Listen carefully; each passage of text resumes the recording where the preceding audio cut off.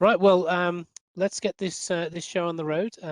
First of all, thank you very much for coming to join us here for this side event at ESA Phi-week. Um, it's a real honour to host this team of people who will be presenting this afternoon. But I want to really kind of thank you lot all for attending, because that's you are the people that are going to make this a very useful event. And I'd like to also thank ESA for allowing me to host this.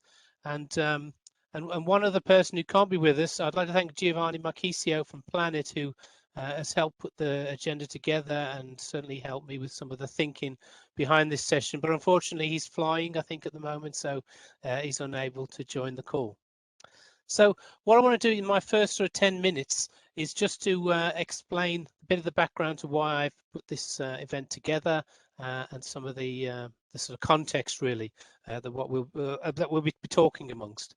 I'm going to start off with just a little cartoon here. This is I started my Earth observation career quite a long time ago now, and this is what Earth observation used to be like for me. It was basically like waiting for a tap to drip. So I'd be sitting in my office waiting for satellites to fly over, looking out the window and then deciding whether there was much chance of me getting any Earth observation data for that day or that week or month, etc. And most of this work was to do with something called the UK land cover map. And during its year 2000 iteration, I was managing the project, and so we had to collect a whole series of Earth observation images and be able to then stitch those together and generate a land cover product. But what you'll see here, even though it's called Land Cover Map 2000, the image data takes actually came from a period between 1996 and 2001. We had 79 images to cover the whole of the UK. We actually wanted two seasonal snapshots, effectively an autumn or autumn and summer, or sort of winter and summer image. So we had kind of leaf off, leaf on situations and crops in fields and etc. You can see in order to try that, it took 5 years of image acquisitions. So we still were, some areas were mapped with just one image, and some areas were not mapped with any images at all and had to be filled in with a previous iteration of the product. And you can also see on the right there, the final product looks quite nice, but you see it wasn't actually eventually validated and launched until 2002. So you can see, if I'm announcing to the world that this is the new Land Cover Map 2000, that we're actually using data from 1996. So the information could in fact be up to sort of 7 years, 6 or 7 years out of date.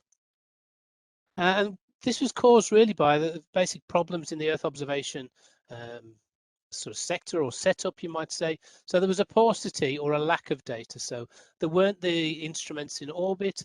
They were on orbital setups, so they didn't acquire imagery very often. When they did acquire imagery, the systems weren't really in place to deliver that quickly to the end users. So there was a big latency problem. So we'd have to wait for images to be downloaded, processed somewhere, digital information sent to us. And even in some cases, we had to receive quick looks by fax, if any of you know what a fax is. So you can imagine the challenges we had in piecing the map together. And so the result really was that we could only map what had happened and what was not happening. So we were always working in the past and never up to date. And we were also confounded by dynamic features. So we know the landscape is highly dynamic on various timescales. And we can see that things like adjacent images might have different phenological stages, which caused us problems. So it was difficult to get these detailed synoptic views of large areas in order to do our land cover mapping. So it made it far more challenging. So you can imagine how relieved I was when along came the golden age of Earth observation. So within the last 10 years or so, we had a massive expansion in the amount of observing capacity in orbit. And it's often been described as dealing with the data deluge, or actually taking things like taking a drink from a fire hydrant in order to work with this data.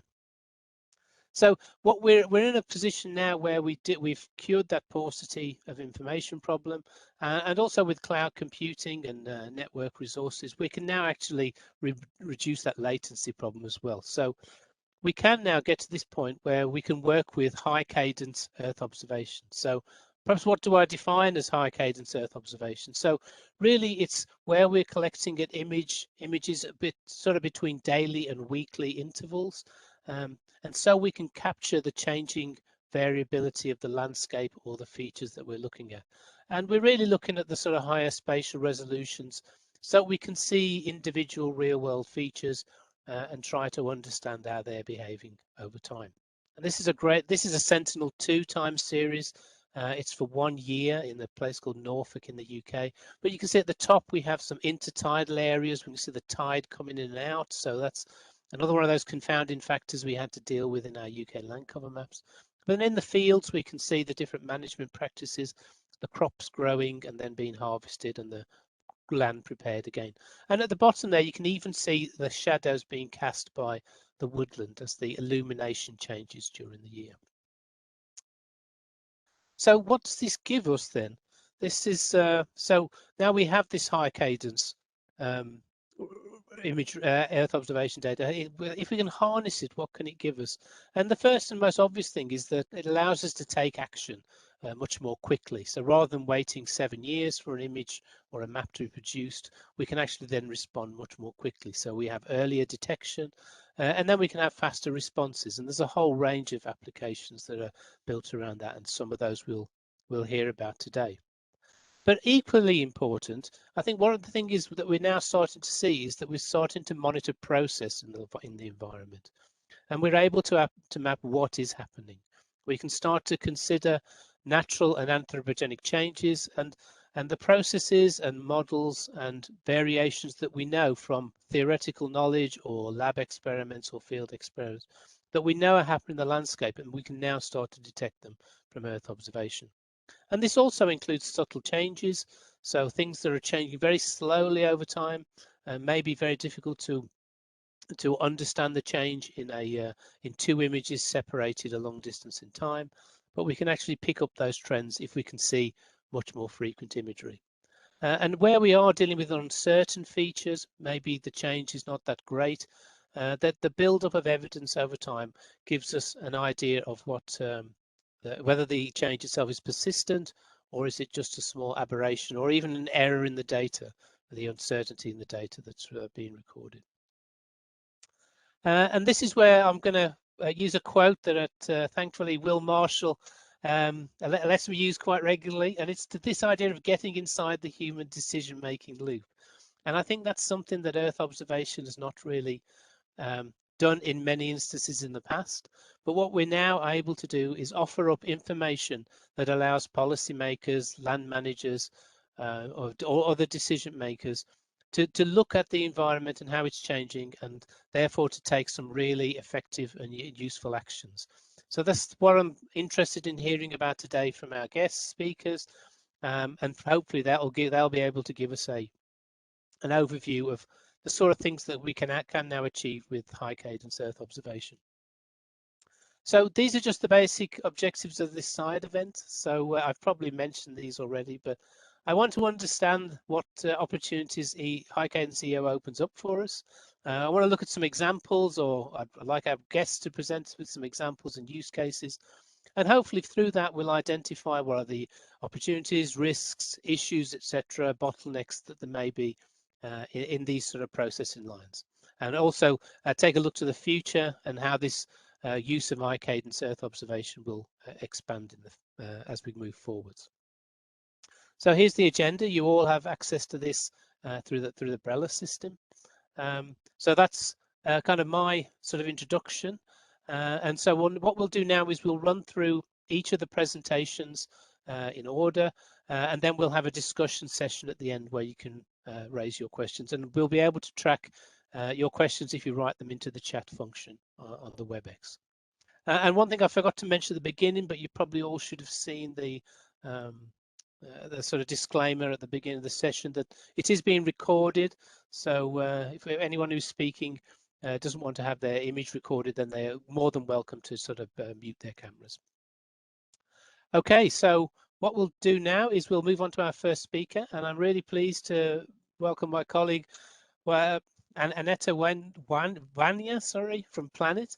And we're working on another project together, but interestingly, she's also working on something very close to my heart, which is the Korean land cover project, part of the Copernicus land monitoring service. And she's going to give us some updates on how that may be, updates that may be improved with high cadence EO. So if I just stop sharing, I should be able to hand this over to you now.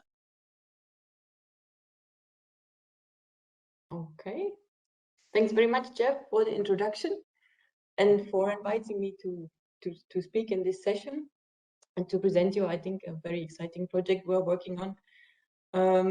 I will now, you can hear me correctly, right? Yes, and I should have just made you presenter if that. Okay, so I will share my screen. Mode. Okay. So my name is Anne Vanya, and as Jeff said, I work for Planet Labs, the German branch of Planet Labs in Berlin. And I will be presenting on here that you see from the topic, it's, and as Jeff said already, it's about land cover mapping using high frequency data sets and targeting here especially higher frequency updates of Korean. So let me start with a couple of words about Planet for those who don't know us, and also to give you a reason why we are involved in this project. I'm not sure if we can see your screen. Can anyone else see the screen? Cannot. No, I'm not. Try again. Now you see a screen? Something's happening. Yep. Now? Yep. Yes. Brilliant. Thank you. Okay. That was the first slide, just to introduce the title. And now moving on to a slide which explains Planet in some, I think, impressive numbers. So Planet is a vertically integrated aerospace and data analytics company, and we are currently operating the largest commercial constellation of Earth imaging satellites. And thanks to that constellation, we are able to image the Earth every day, the entire landmass. And with this, we came up to imaging it 1,000 times nowadays. So just to think these numbers a little bit, meaning that today we are producing more imagery per pixel than Landsat Sentinel and all the commercial actors in combination. And that is an opportunity, but also a challenge. And coming to the context, the thematic context of my presentation. So land cover has a long tradition in Earth observation, and it's nowadays recognized as a key data set for measuring the human footprint, the impact of human footprint on our planet. It is recognized also for policy purposes. We know it's used, Earth observation plays a role in, or is recognized as a source of information for monitoring the Sustainable Development Goals. And here in the study on the right top, you see that it was shown that it contributes to monitoring progress towards 8 indicators. In 4 of them, it's considered as an essential data set, and 4 others as a complementary data set. And if you go back to the European key data set, which is obviously Korean, and it's the data set we are targeting also in the project I will shortly introduce. Korean is the key data set, or flagship data set, even we can say in Europe. It's managed, inserted under the Copernicus land monitoring service. It's underpinning various policies in the domains of environment, agriculture, spatial planning, and transportation.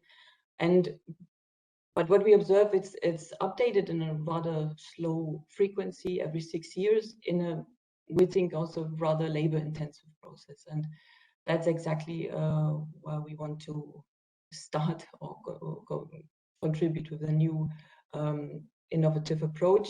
If we look at the technology side of land cover monitoring, the satellite constellations are now producing a continuous stream of data. And Jeff said that earlier, that especially in the last decade, we have seen several new land cover maps produced globally, which are also, thanks to open access to Earth observation data, are now released at higher spatial resolution, but also at higher frequency. And also the technological advances such as cloud computing and AI, artificial intelligence, allow processing these massive data streams. We believe, though, that there has been little exploration of deep learning techniques to leverage the spatial temporal dimension at scale. And we believe also that maybe we're not yet taking enough advantage of combining different sensors and these massive data streams for most. And here is the idea about Horizon 2020 project, which we have started in January this year. It's running until March 2023, so 27 months. And we have launched this project with the firm belief that by combining Sentinel-2 with the higher resolution and higher temporal and spatial resolution PlanetScope data sets and the power of machine learning, we can contribute to increasing the update frequency of CORINE. And also with that, demonstrate the added value of integrating also state-of-the-art technology in the process of the CORINE updates. How do we do this? The strategy is twofold. On the one hand side, we are, and that's also the data set used in the project, we are creating the most complete and dense remote sensing spatial temporal machine learning training corpus to date, which is combining Sentinel-2 and PlanetScope at 3-meter resolution. And we are doing this for 500,000 patch locations in Europe. Another important aspect here is that we will be open sourcing this corpus for the benefit of the entire remote sensing community. And the second part of the strategy, we will be developing and benchmarking alternative ways for detecting and classifying changes from very high cadence observations by training state-of-the-art multi-scale supervised and unsupervised deep learning classifiers on these unique data sets. Some words about the first part of the strategy. So this spatial temporal corpus that we are building, it's inspired by the Big EarthNet and Eurosat data sets. On the right-hand side, you see the 500,000 locations in which we are sampling 600 by 600 meter patches and creating data sets from Sentinel-2 and Planet Fusion yearly time series. I will say a couple of words about Fusion in the next slide. We'll be annotating this data set with the CORINE land cover class, the labels from the 2018 data set. And then, yeah, as I said, open source this in July, actually next year. So it's not far away from today.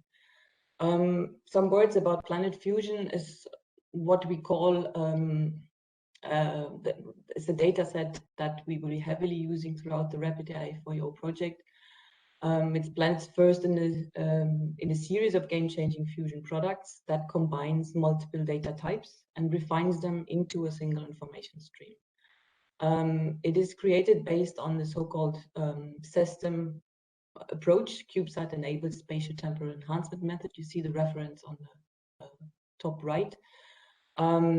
This is an approach to enhance, harmonize, intercalibrate, and fuse cross-sensor data streams, leveraging on the rigorously calibrated gold standard satellites like Sentinel, Landsat, Sentinel-2, Landsat, and MODIS.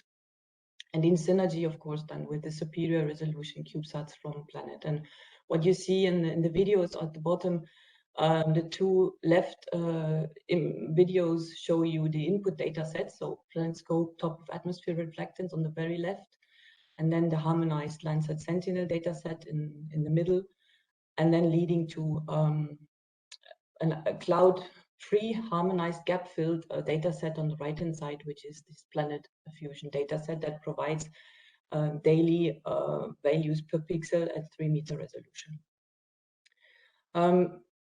So in order to achieve the goal, I mentioned it, we are using both Sentinel-2 and Planet Fusion with the different resolution in terms of spatial, but also temporal resolution. So for Sentinel-2, we're creating monthly cloud-free mosaics. And for Planet, we use the daily gap-filled imagery that I just showed. One of the main goals of RapidAI4.io is to investigate what are the actual gains of this improved spatial, but also temporal resolution of the Planet data. And you can see this improved temporal resolution in the plots on the right-hand side. These show NDVI density plots, where you can clearly see on the top is the Sentinel-2 plot with the monthly values, and at the bottom the Planet Fusion plot, which shows you that you can clearly or much better distinguish phenological stages from the Planet Fusion dataset. And this could, we believe, help better characterizing also the underlying land cover and its changes over time. Then the second part of the project will be looking into change detection, developing models here using deep learning techniques. We are combining, or we are using both supervised and unsupervised methods.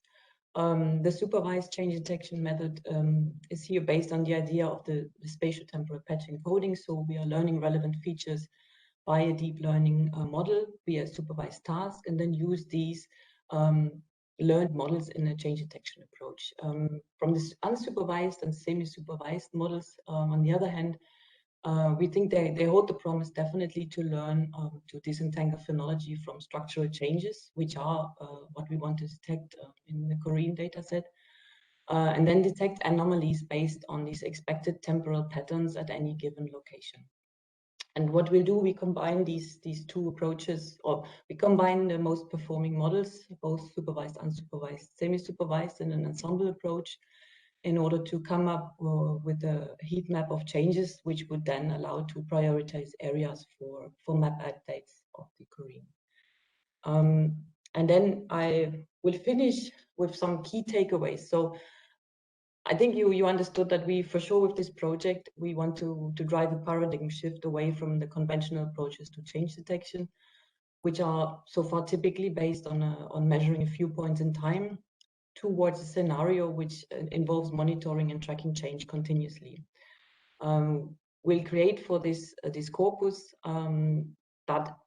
who's inspired by Big EarthNet and Eurosat dataset, but the main innovation here is the addition of the high cadence time series at all locations, and we'll be open sourcing this to the community. The high cadence time series will improve our understanding of land use, and especially if you think of classes like pasture land, grasslands, wetlands, but also we see it in construction, mine dump sites, and in order also then to adopt sustainable agricultural practices. So the first results from the supervised models, and that's the table on the right, show already the advantage of including the high cadence temporal information in the change classification models. So we are optimistic that we will be able to show this further in the project and use for the benefit of Korean, hopefully then proposing this for integration later in time. And with this, I will close here. You can follow us on the website. We have a LinkedIn profile also. We'll post there regularly, also blogs explaining a bit, giving some insights about what we do, progress in the project, and we'll be posting also material. So thanks very much. Brilliant. Thank you, Annette. We're going to move swiftly on just so that we can try and keep to time. And I'd now like to ask Lucia if she can present. So it's Lucia Nieto and Ignacio Campiti, I think, from Kansas State University. So early in the morning for you. It's late in the afternoon for us in Europe. So over to you. And so we're going to take this this crop and map land cover mapping one step further to look at crop phenology. Q, share your screen. I don't know why, but I'm not able to share my screen. Okay, so I'm new with this. Okay, no, that's fine. That's I think we all are. Yes, it's okay. I don't know which portion of my screen are you able to see. We're seeing the WebEx side. Okay, so let me roll this here. Nope, and there's still that problem. Okay, give me a second. Sorry for the inconvenience. It's okay, no worries. I was hoping to practice today before with WebEx, but okay. So let me see. Okay, this is my presentation. I don't know how to change the When you hit share screen, does it give you various window options? No, because at the bottom, I don't have that option. It's just blocked. So I'm sharing from the top that says share my meeting window. So that's why you are seeing that, which is weird. If you just start playing, well, could you just start playing your presentation now? Yeah, I'm not playing it, so it's just I have my PowerPoint open. So let me see what's the problem here. It seems that I don't have available the share bottom to share content. Are you on an Apple or a Mac rather? Yes. Okay, Valeria, do we have a? Yeah, because I'm trying to make her presenter, but actually I don't have this option available for her. Okay, so that's the problem. Yeah, maybe sometimes if you quit the call and then you enter again. Okay, sure. Yeah, we can try. Okay, I'll do that. Do that. Okay. Sorry for the inconvenience. No, I'm sorry. Well, shall we? We could always move on to another presentation then. Is that? Let's do that. Try that? Yeah. Yeah. Okay. So right. Well, our third presentation is from Wim Svagenberg. Apologies if I saw you said your name wrong there. But now we're going to take a completely different angle and look at emergency management and conflict applications. So over to you, Wim, if you can share your screen. I need to make that. Sorry. Thank you. Apologies, I'm coming down with a sore throat, so well, me too. I can mute myself occasionally. Okay, there you go. Yeah, so let's see. I hope everything is visible here now. Yeah, you're in editing mode, but yeah, you just fire up going to the that's weird. This should work. Still editing mode because I have two screens, but forgive me. I hope this works anyway. Can you swap screens? Yeah, that's it. That's right. That one there. Yeah. There you go. Perfect. Yeah, brilliant. That's right. Off you go. Thank you. So I'll be presenting a little bit on a bit more on what work we're doing as a peace organization on the environmental dimensions of armed conflict, and in particular how we use Earth observation as a tool to identify the specific environmental elements, and how this has been supporting humanitarian response and post-conflict reconstruction work. And backstory to this was that for quite an extensive period, the environmental impact linked with in times of armed conflict has been sort of off the radar because often the environment was sort of considered as a soft issue and as a less of a priority in humanitarian response. But over the course of various over the last 2 decades, we've seen how impacts of armed conflict on the environment has a direct impact on human health, has an impact on livelihoods of people, and also in the long-term and reconstruction efforts. However, there was little data available to understand the full size of this work. So during the work, during the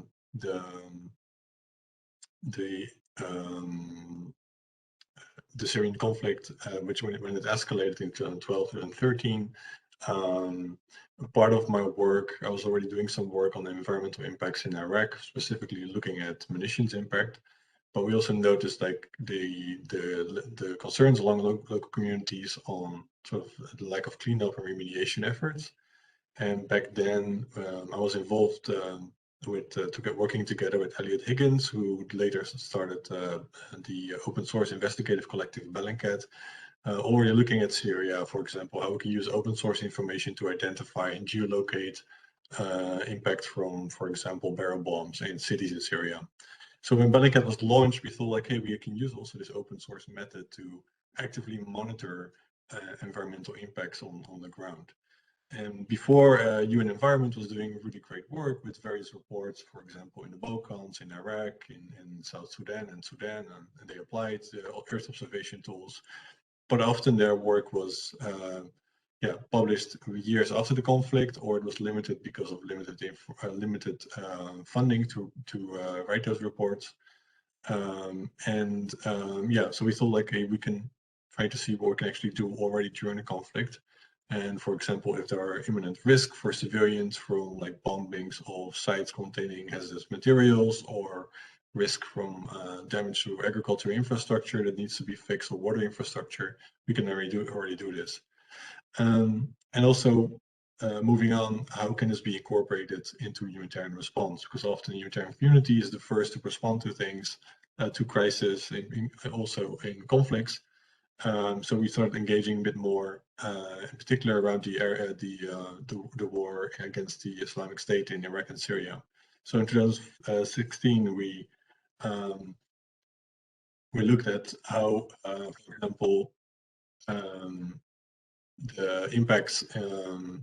We could predict some kind of impacts in the Mosul operation, and trying to identify areas where there are, using open source information, where there are particular risk to civilians from bombings of industrial facilities.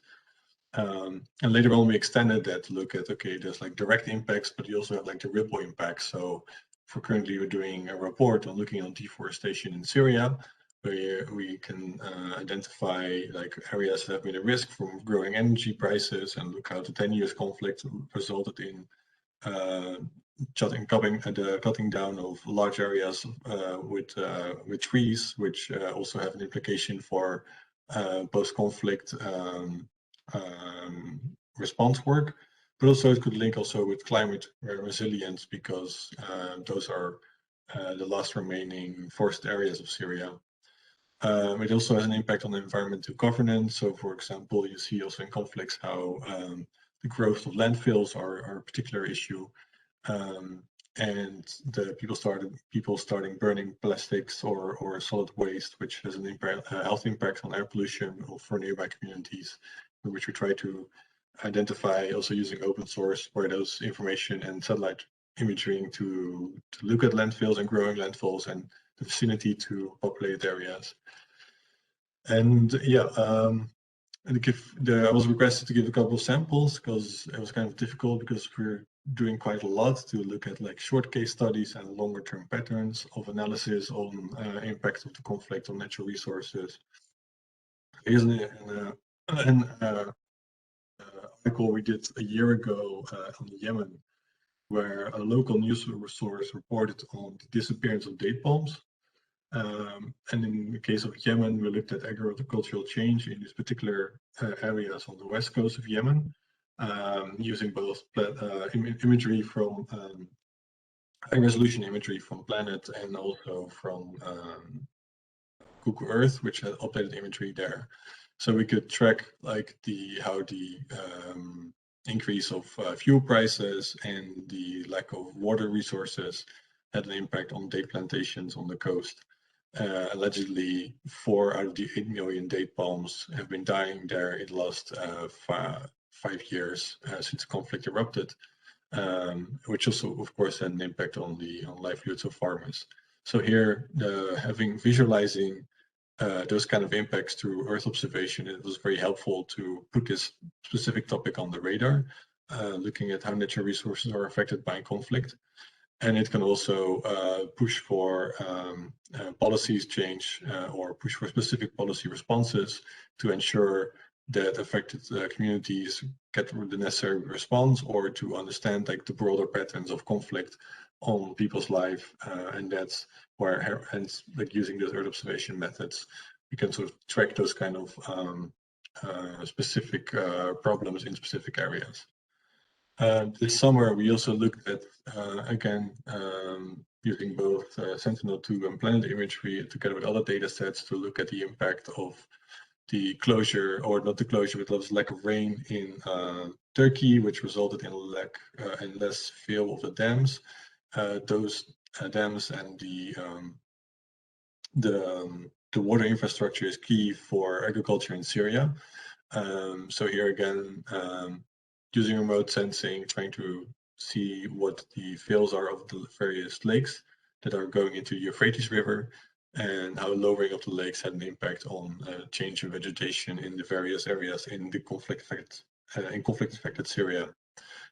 Again, also there, aiming to use this to push for response to this clearly climate-linked change, but also there's also a human element into it, because Turkey was saving up water for its own agricultural projects in the south of Turkey. And yeah, there was a lot of debate over to what extent there was like an intended or decision to cut off water to Syria, or it was more linked to preserving water for their own farmers. I think it could be a bit of both. But here as well, Earth observation is a key tool to look at how changing natural resources linked with climate have an impact, compounding impact on conflict-affected areas. In particular, in Syria, we looked at, for example, oil pollution. So here, using various open source methods and remote sensing, we looked at oil spills in the northeast of Syria. We just returned from this particular area a couple of weeks ago, where we've been looking at how the conflict had an impact on professional refining, how it led to the growth of makeshift refining.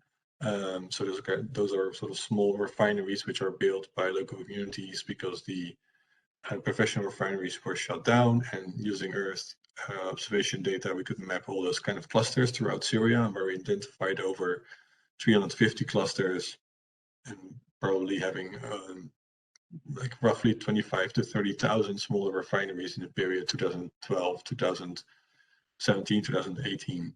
And those caused a lot of pollution of groundwater, agricultural land, and exposure of people working in those refineries, in particular children. So we sort of mapped this whole new method for communities, but also problems with professional refineries. So here you see, for example, oil spill, which happened 2 years ago. Basically, here we use also remote sensing data, artificial or machine learning to look at a specific location where you see everything. You see the central location where the red is. It's a oil storage facility where there was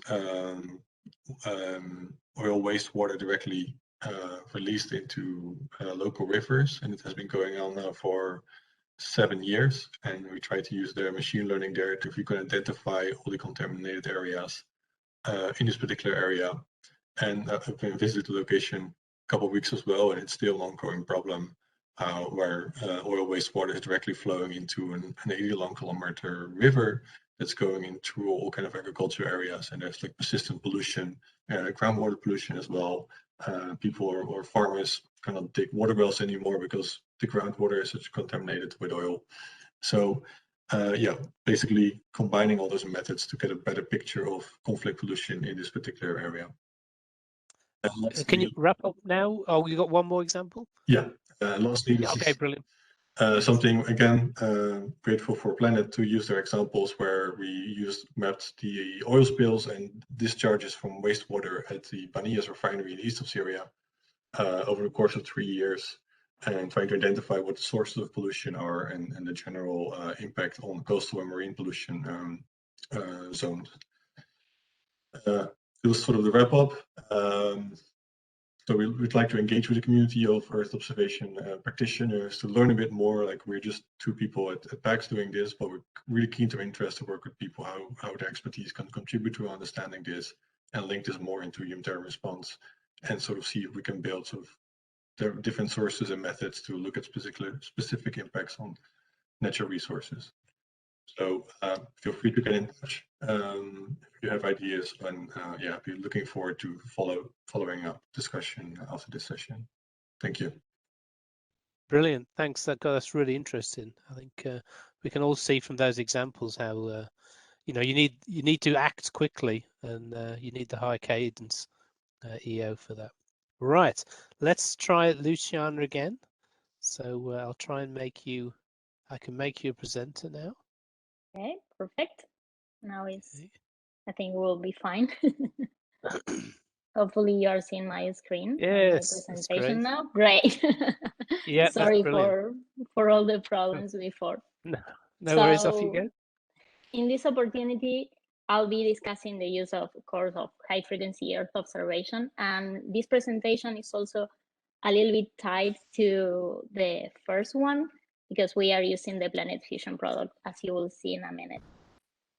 So my name is Luciana Nieto. I'm a PhD student working with Dr. Ignacio Ciampiti at Kansas State University. We are part of the Department of Agronomy in the College of Agriculture. My background is in agronomy, and I'm working on the remote sensing area for my PhD.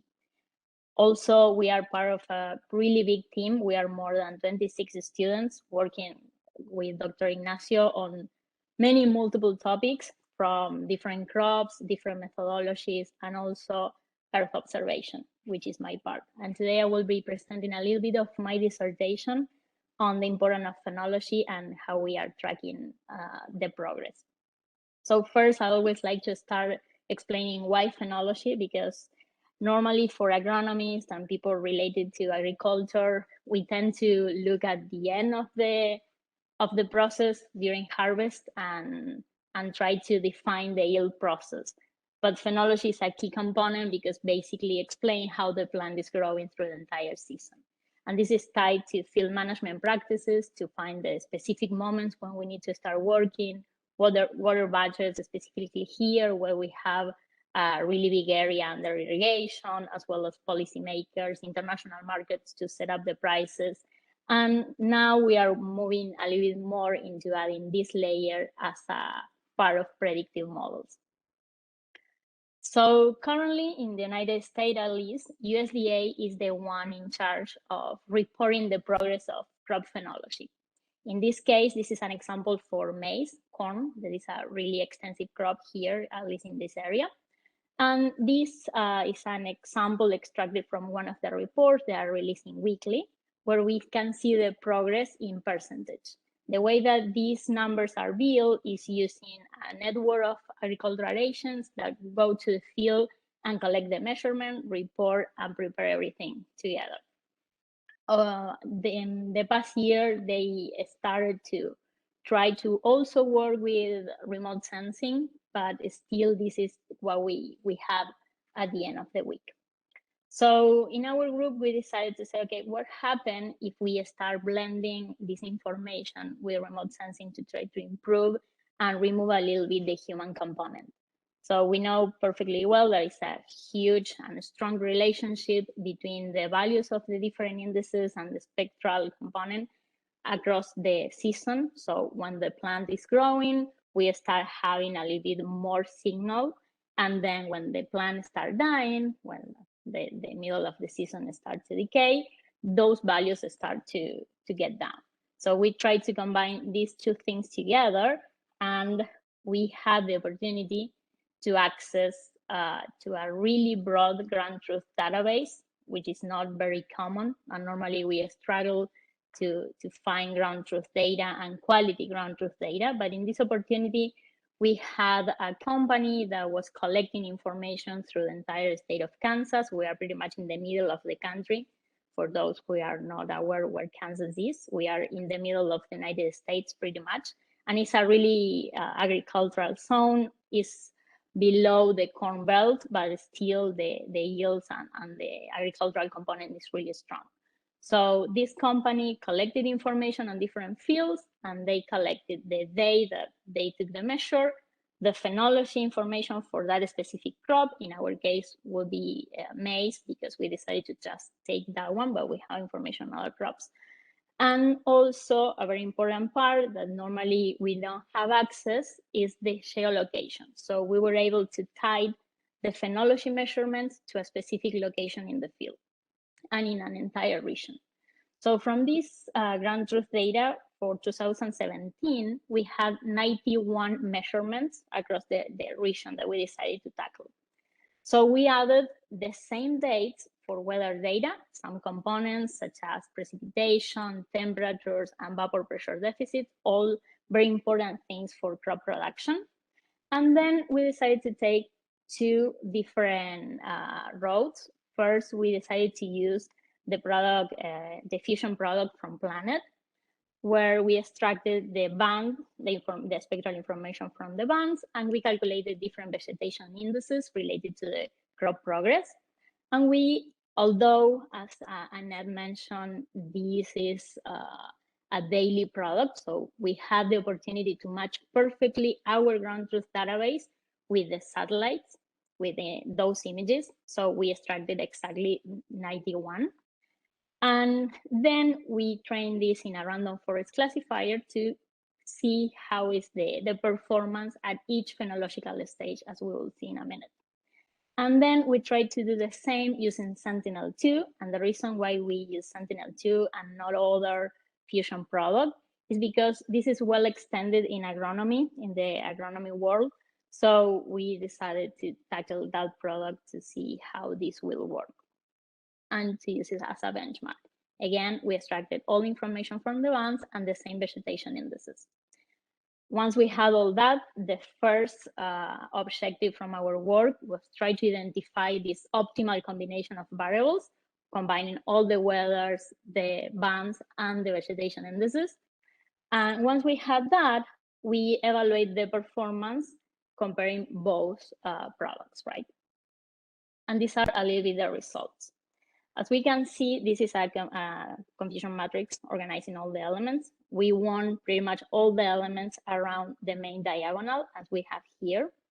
The overall F1 score for this particular case was around 0.94, which is a really high value compared to what we had in the past. We tested also this a few years back using Landsat.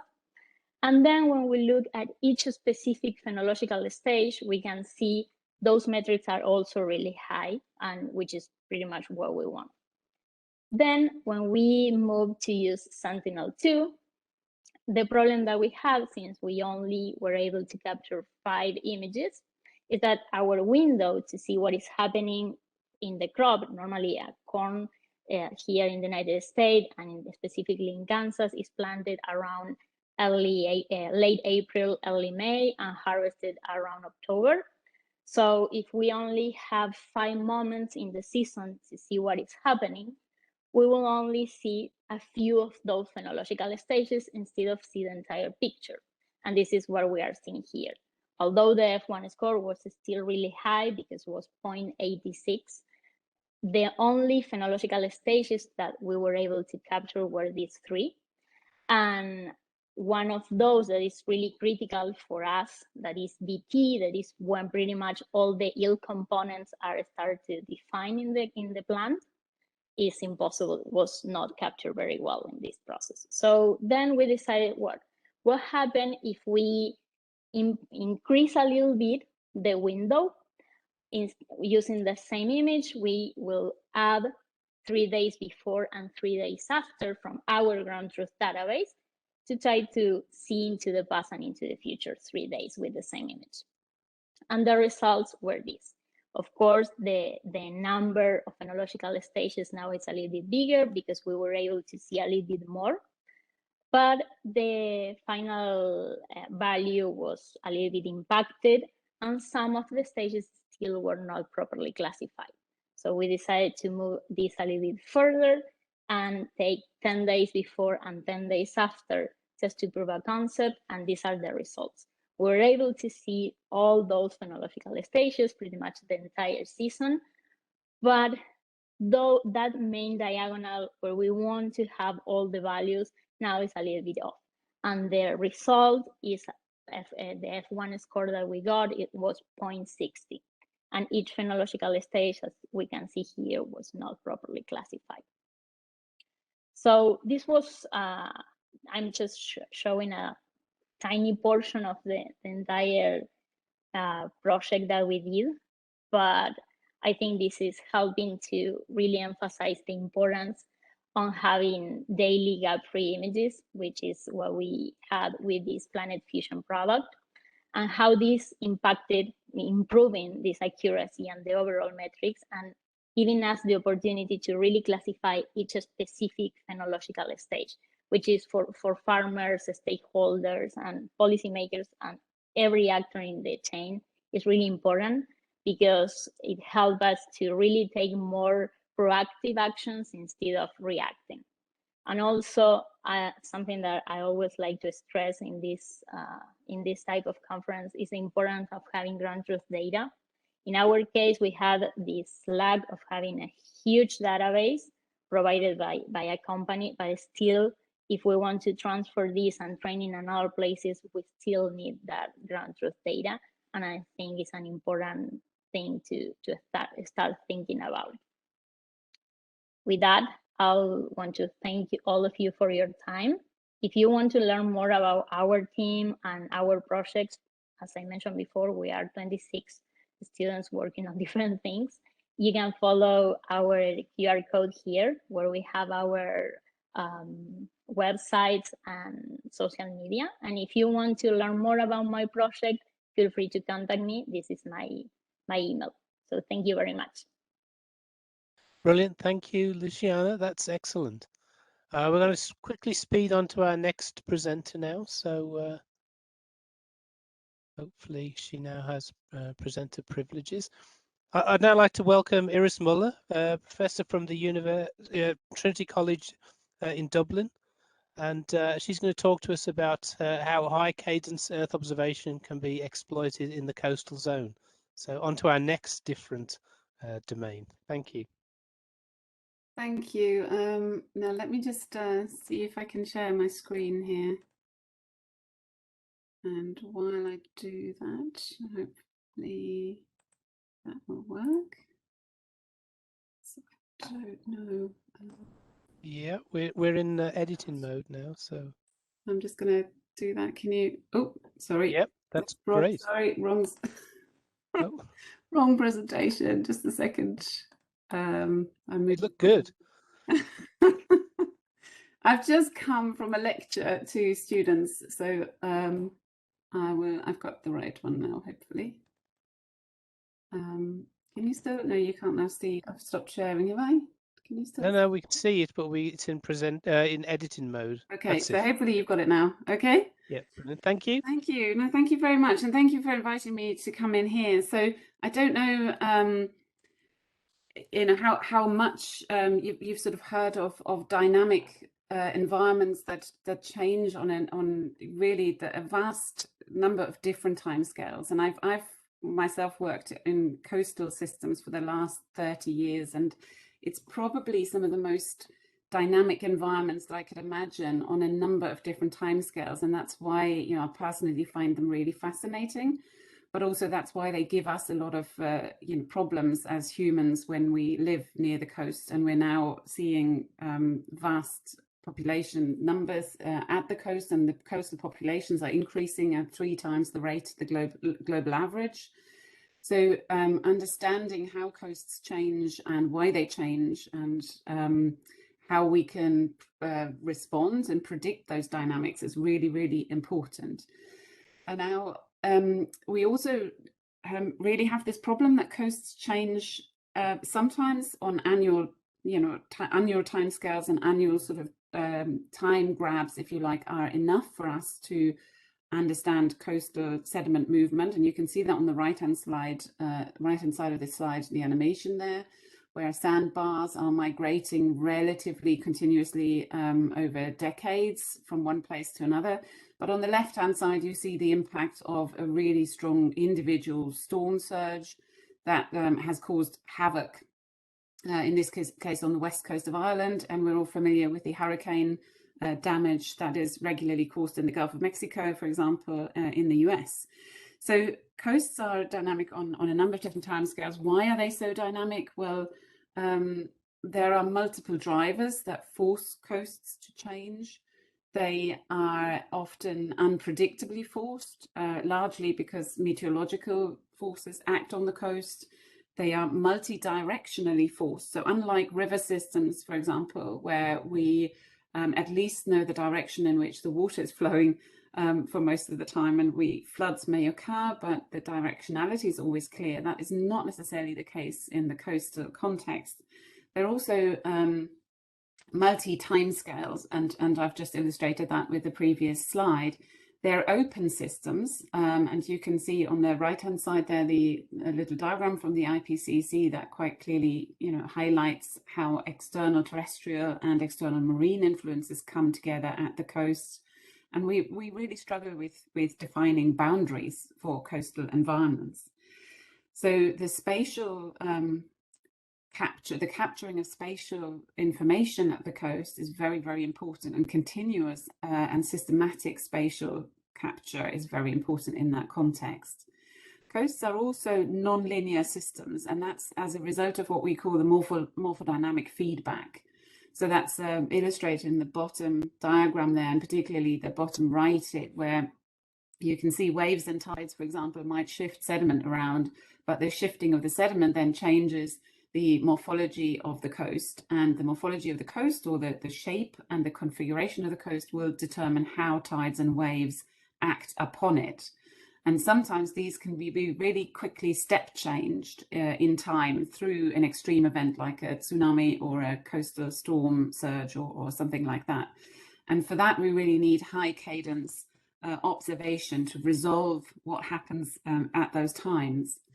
We also have an advantage at the coast with respect to Earth observation, and that is that effectively where we have tides, the tide is a natural elevation marker, or can be a natural elevation marker for us. But the tides go in and out twice a day. And so if we want to use the tide as an elevation marker, we need to have at least daily imagery of where the coast is underwater and where it's exposed, in order for us to disentangle what the elevation might have been like at that time, in combination with tide gauge and water level information. And the beauty of that is that if we have satellite observation systems where the overpass is at the same time each day, the tide times will shift on a daily basis. So daily acquisition of images allows us then to look at the water line at different stages over a sequence of days. And that was done by the Scottish Coastal Dynamics project team here, which I've used their kind of little portal to produce this slide for an area just to the north of Dublin, which is where I am. And by looking at the frequency of water levels at different in imagery, and relating that to the tidal stage, so the stage of the water level at the time, we can then reconstruct a sort of surrogate for bathymetry or topography. And that's extremely useful, because that then allows us over weeks or months to track the change in that topography. But that's only really possible if we have high cadence imagery. And in this particular case here, we have people's properties at risk. We have the beach suffering erosion, and people trying to stop that erosion with very sort of not very efficient concrete blocks that you can see on there. And these are really, big issues, big societal, political issues that need to be addressed. Now, one way of addressing them of recent years has been to replenish the sediment supply that is our natural buffer to the sea at the coast. And we have some great examples here from the Netherlands there, the Zandmotor, as it's called on the right-hand side. And also in the bottom of the images here, a site in the UK where a lot of the UK gas comes on shore at Bacton on the Norfolk coast. And at this particular place, the sand was placed less in a sort of triangular shape as it has in the top there on the Dutch coast, but more in an elongated fashion. And we can use this waterline method to track where this sediment goes over time after it has been placed. And again, for that, we need high cadence imagery, because otherwise we won't be able to use the tide lines to give us this topographic proxy. And really, in terms of the application here in this particular project, which involved Jeff, who's leading the session, and a company called Geoga, and myself, and then Planet, and a government partnership, the Coastal Partnership East in the UK, we were able to gain unprecedented, affordable, insights into the system dynamics, and it's really relatively low cost. The capacity is there for early warning actions. If you apply this kind of method, you can see where the beach thins out over time and where then perhaps remedial action is urgently needed. It's also an opportunity for connecting human and natural drivers. So one of my PhD students started to look, for example, at human activity on the coast over time and how that might then interface with the dynamics of the coast themselves in imagery and time sequences of imagery. So it involves, it allows us to involve non-specialists in the process, and that in terms of coastal management is also a very, very important sort of add-on effect of using this kind of imagery and the visualization of that kind of imagery. So all in all, I think it's the coast is an area where high cadence acquisition of imagery is getting more and more important. I think we're sort of on a rise in terms of the use of imagery at the coast. I myself am not a remote sensor, but work with remote sensors in that space, and I can just see that there's, we are really just in need of more and more solutions on this front in order to resolve the impacts of sea level rise, the impacts of higher frequency of extreme storm surge events, and so on. So thank you very much for listening, and I look forward to the discussion later. Great, thanks very much, Iris. That's well, it's good to see some of my results as well. But yeah, I think it's a key environment for when we're considering how we exploit high cadence EO. So right, I'm going to quickly rush on now to my final the final presentation. I just want to check, is it Freddie, is it you or Gonzalo who will be doing the presentation? We're both going to be doing the presentation. I'm sharing the deck. You are Freddie. Yes. Sorry, who's? Okay, it's just I need to make one of you the presenter. Sure. Yeah. You can make me, and I'll be sharing the deck throughout the presentation. Okay, there you go. You're ready. Should be ready to go now. Cheers. Okay. Can you all see my screen here? Oh, no, wrong button.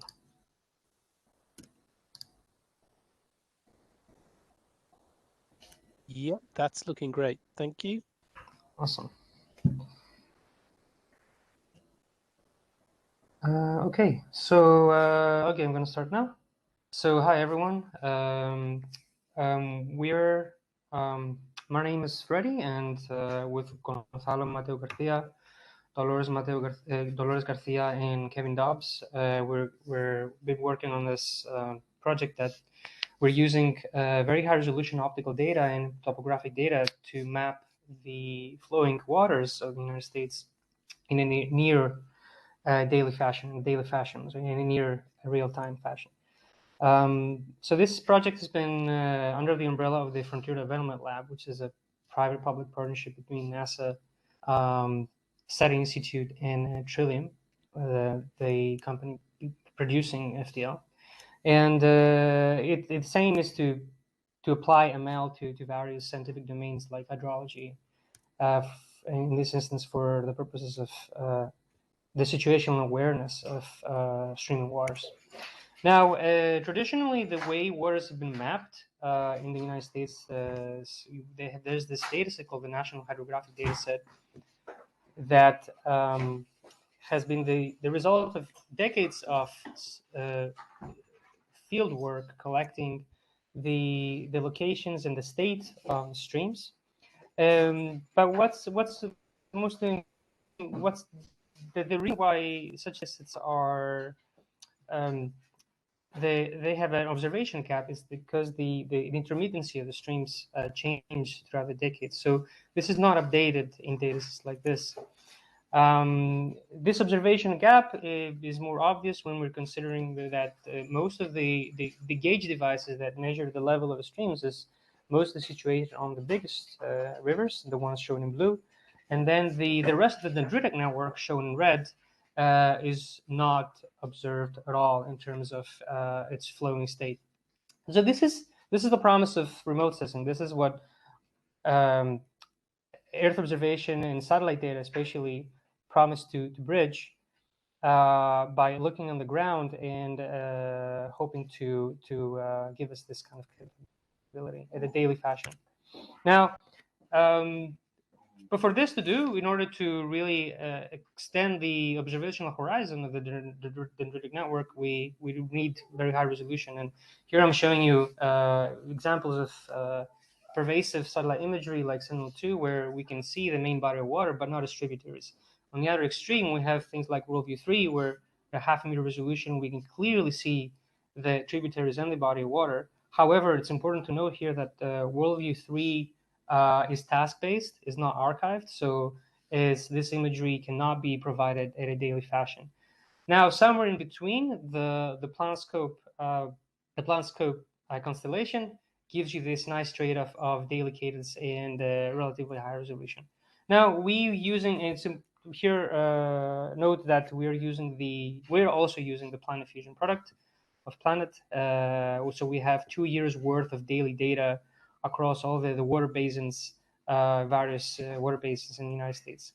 And this, we fuse it with LiDAR point cloud data, from which you get things like DEMs and other derivatives like heel shades when we're combining with the time acquisition, and we know where shadows are and stuff like that. So Gonzalo is going to tell you all about this product.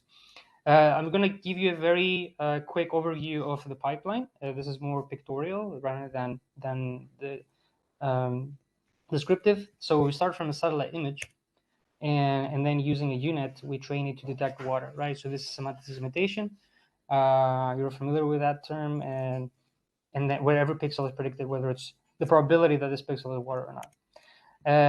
Here you're seeing a heat map of a DEM for that same location, where this is data we get from the the USGS National Elevation Program, and then from that we extract flow lines, vector data that tells where water can theoretically flow. Now, from that, the branching patterns, we can extract these little segments called reaches, and then for each reach, we can aggregate the probability of the neural network to tell us the percent of it covered by water. Now, again, because we have daily data of Planet Fusion, we can do the same analysis daily, which gives us a dynamic hydrology map of the coverage at the reach level. So this is a fundamentally new type of hydrology map that whose patterns, whose time series can give you cues, could provide us cues for how the waters expand and they recede, which can help us for tackling things like drought and floods. Now I'm going to hand it over to Gonzalo, who's going to tell you more about the pipeline. Hi, thank you, Freddy.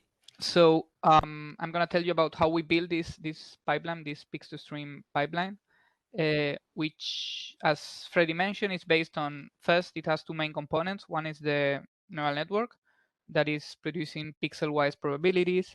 And then the second part of the pipeline, it's about aggregating these pixel-wise probabilities across the reaches, right? So and then to obtain the probability of water for each reach. What I'm showing here is the products, some of the products that we're using. The three on the top are the products that we're using as input to the neural networks. So actually the neural networks take the PlanScope image and then some LiDAR derivatives, and they are trained on labels that are taken from images of the exact same day of WorldView-3. So actually we have coincident images of WorldView-3 and PlanetScope, and then we use the WorldView-3 images for labeling because of their higher spatial resolution, and then we obtain these labels, which actually are polygons indicating which areas are either water or no water. So if we go to the next slide, please. Yeah. So this is how the neural network that we train, how it looked like. It's a multi-headed unit because it has different inputs.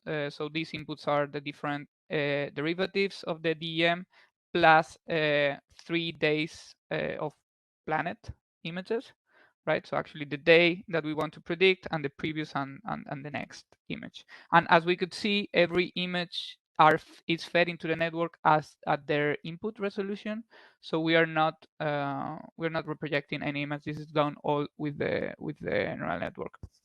And the output of this model, it's water probability. So actually for each pixel we have the probability of water, but this is given at 0.5 meter per pixel resolution. So actually, and this is because again we use the networks were trained with images from WorldView 3. So actually we want to get to see if we could predict water at even higher resolution than Planet. Next slide. And this is the results of the segmentation models. We see that if we use Planet plus some LiDAR derivatives, we get segmentation accuracy around 90%. And however, if we add as input the hillshade, which is, as Freddy says, just a derivative of the DEM, and what we use also the time of acquisition of Planet to see the solar zenith angle and the observation angle of the satellite to see how the satellite would be, to see what are the shades made by the terrain. So if we add this input to the neural network, we get a prediction which is almost 94%, which is still far from using only WorldView 3 images for segmenting. But as we could see, this model, the advantage is that it could be applied to a time series of Planet image, just in comparison if we only use Maxar, which we are not going to have this daily cadence. And then just a word about the aggregation of the water probabilities over the reaches. These are this is the stream network that we use. And this is derived using a standard hydrology model such as TAUDEM. So actually we got the streams, and then we got the catchments, which is the area for each stream, that area to contribute to each of those streams. And then we also use the vertical distance to the nearest stream as a way to filter the predictions over areas. So actually we are not predicting on areas that are very far from the nearest stream. And then if we go to the next slide. Yeah, okay. This is the image of one area shown at the WorldView image. So actually this is coincident image with the PlanetScope image. And then if we go next, what we see is, at the bottom, the same planet image from the exact same day. And the output of the model over the reaches network.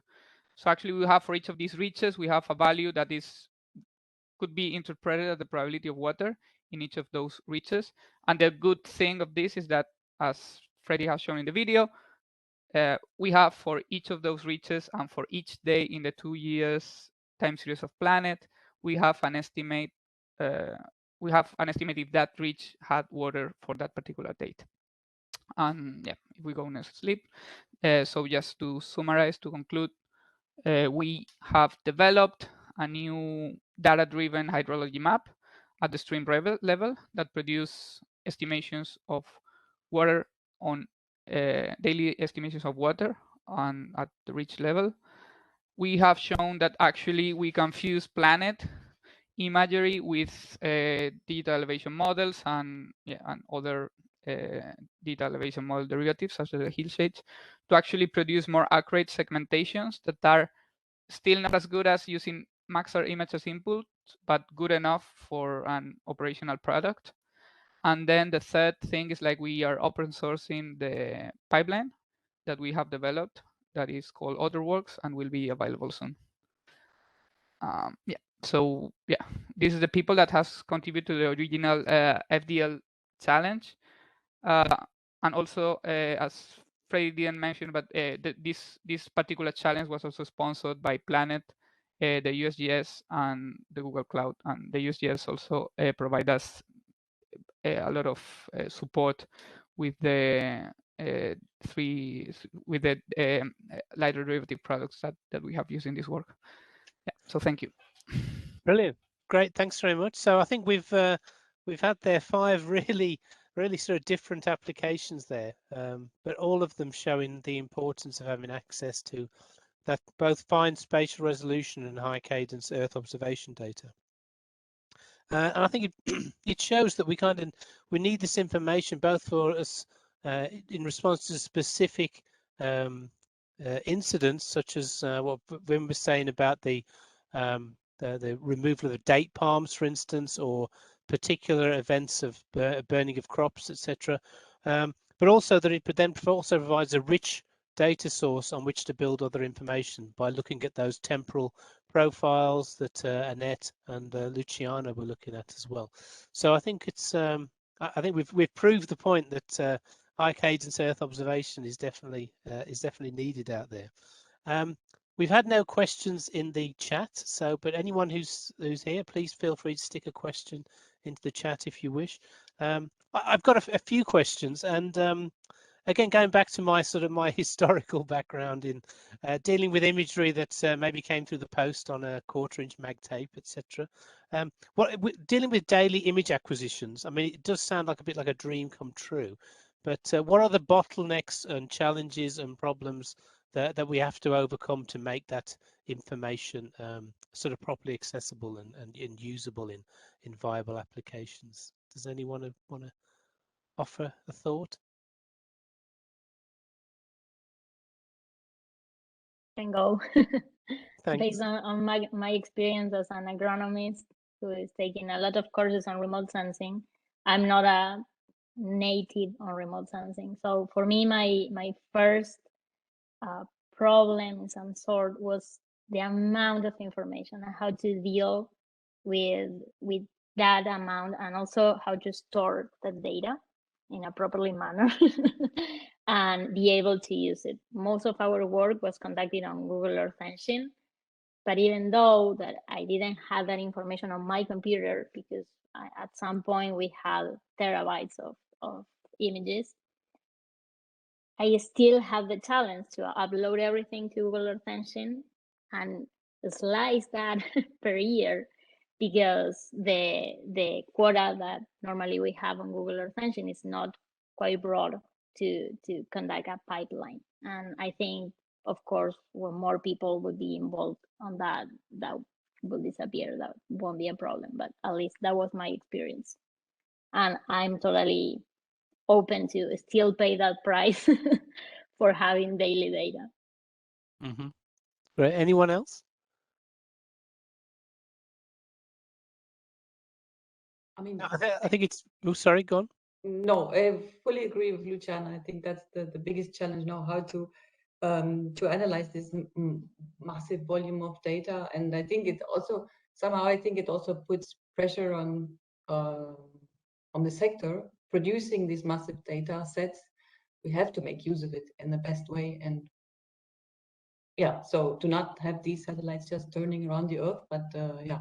So also use the methods that are available at their best, and get the information that's available for those who use it in the end. I think I can't remember who it was. I remember someone saying about it's the actual packaging up of this information into a form that can be used by the sort of non-expert. But yeah, I mean, if you in a room full of Earth observation people, they will all sit there and talk about various platforms and algorithms. But if you're then trying to convince sort of non-expert users to use that, then that's it's more of a challenge. Anyone else? Bottlenecks, problems? Iris? Yeah, I mean, I wondered, thanks, Jeff, that's a really interesting question. I wondered whether there is a bottleneck in expertise, therefore, you know, whether we're actually producing enough. Speaking as somebody who's, you know, professor of geography at a university here, you know, are we producing enough graduates who know and have the skills to be meeting that challenge in the future? You know? Yeah. I mean, that's a good point. I mean, maybe Freddie or your team might have an idea about this crossover between the sort of data scientists and the geographers.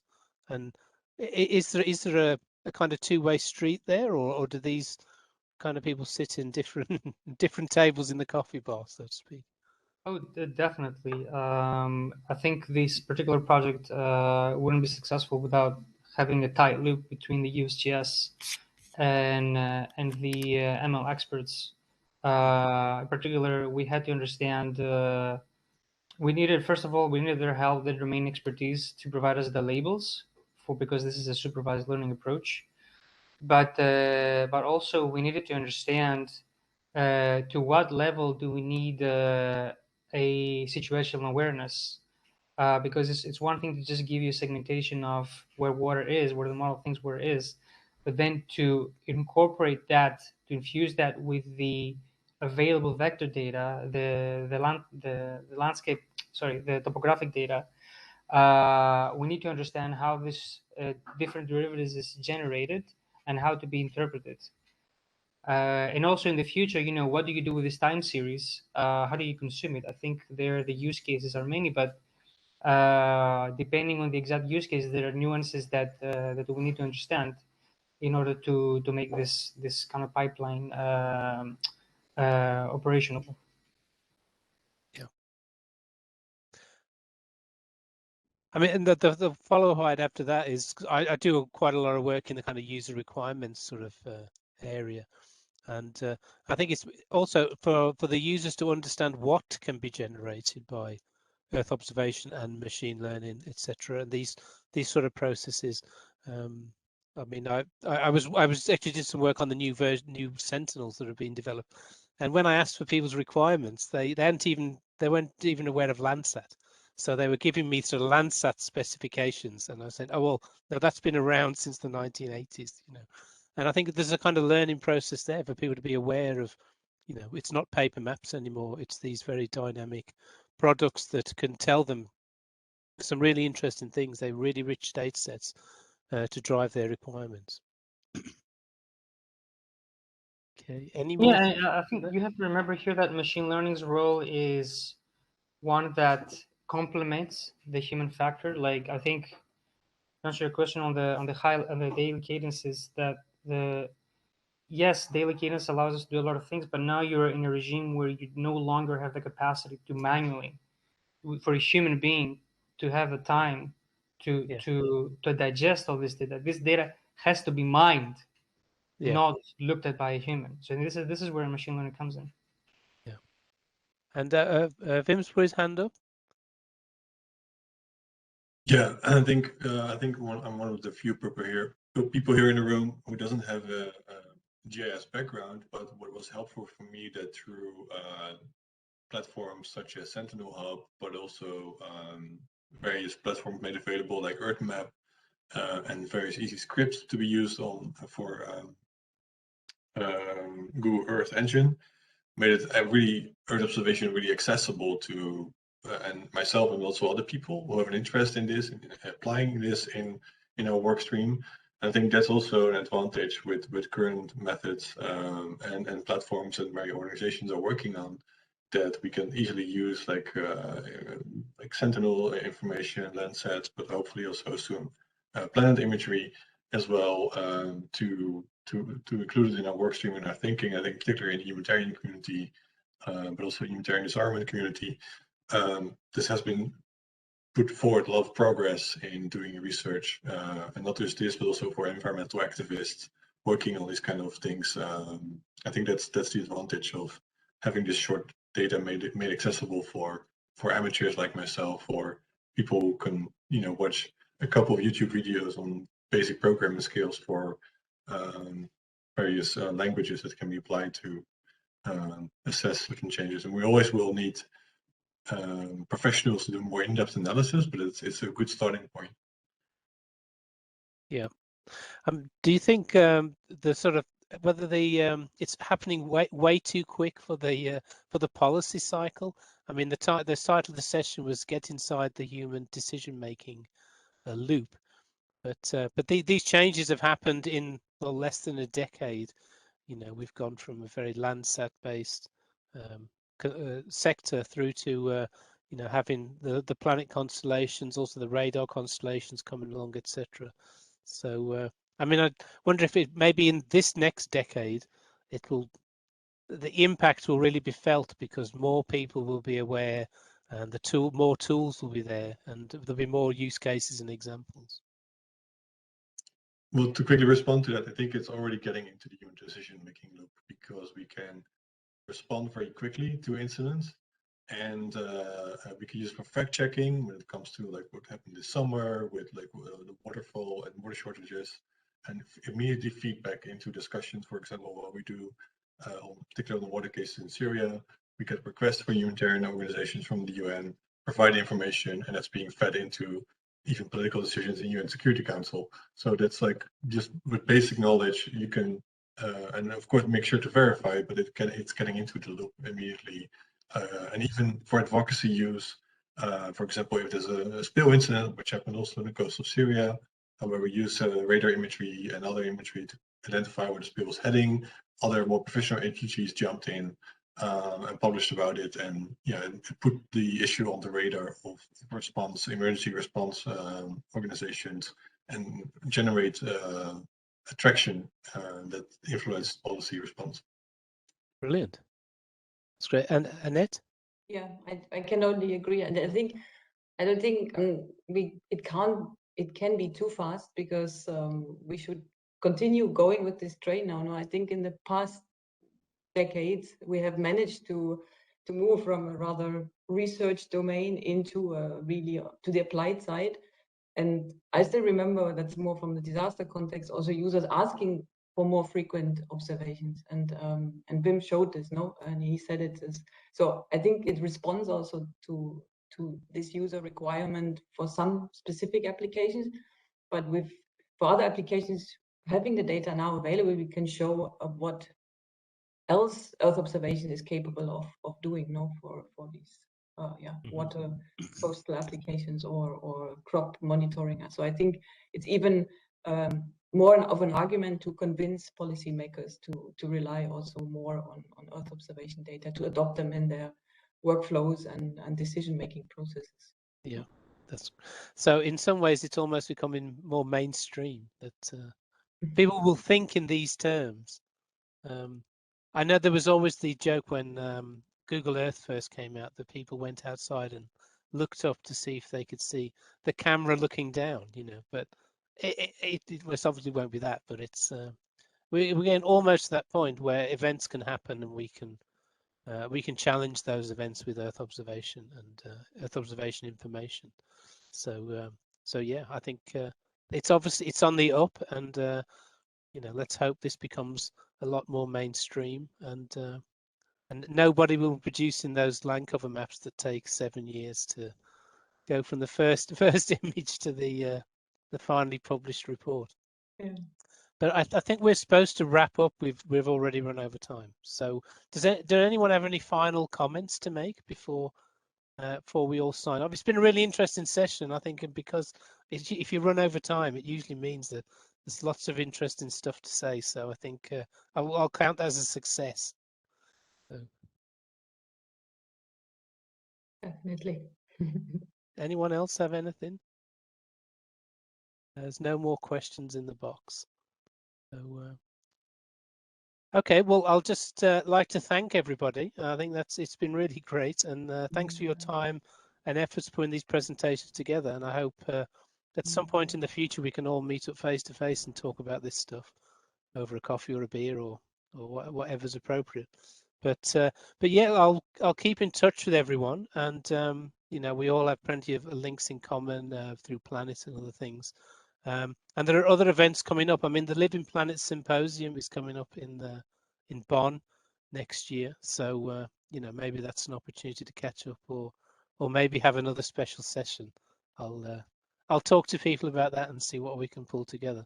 If nothing else, I think we should get together and try and start to talk more about these ideas. It's great. Okay, so I think if we call it a day then. Well, it's an evening here, but in Manhattan, Kansas, I guess you're going back to the office now, Luciana. Yes, in a few minutes. It's noon here, and the sun is really, really going down.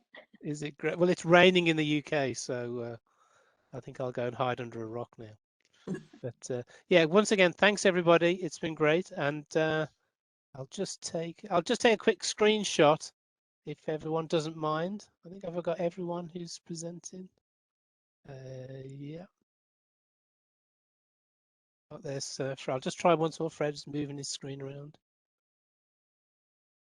Okay, brilliant. Thanks a lot, and have a great day and good evenings, and see you soon.